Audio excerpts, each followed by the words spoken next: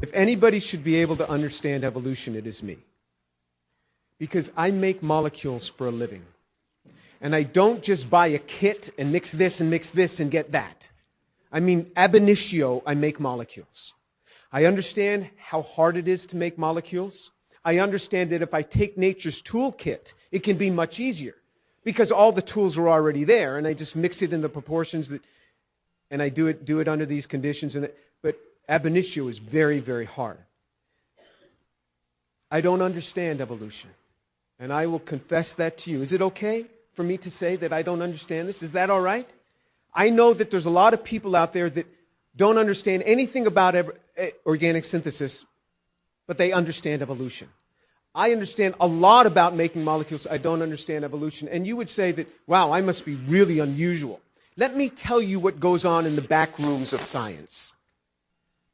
With National Academy members, with Nobel Prize winners, I have sat with them, and when I get them alone, not in public, because it's a scary thing if you say what I just said.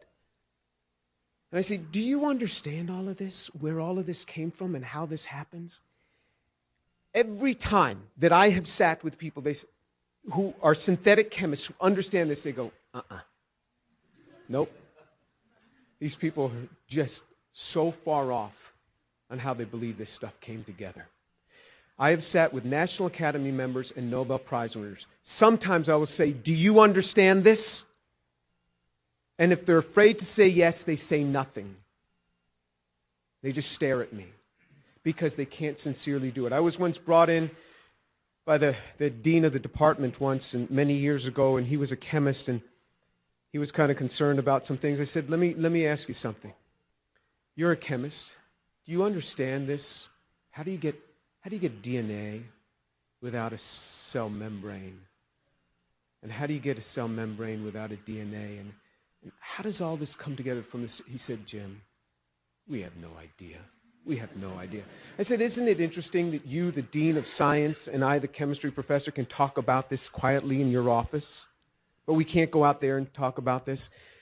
If you understand evolution, I am fine with that. I'm not going to try to change you, not at all. In fact, I wish I had the understanding that you have. But about 7 or 8 years ago, I posted on my website that I don't understand.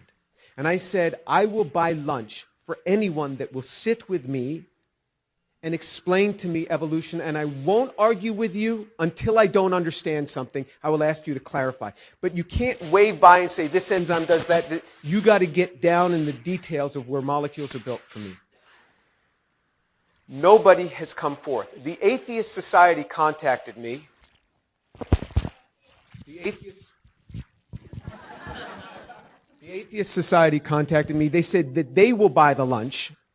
And they challenged the Atheist Society, go down to Houston, have lunch with this guy, and talk to him. Nobody's come. Now remember, because I'm just going to ask when I stop understanding what you're talking about, I will ask. So I sincerely want to know. I would like to believe it, but I just can't. Now, I understand microevolution. I really do. We do this all the time in the lab. I understand this.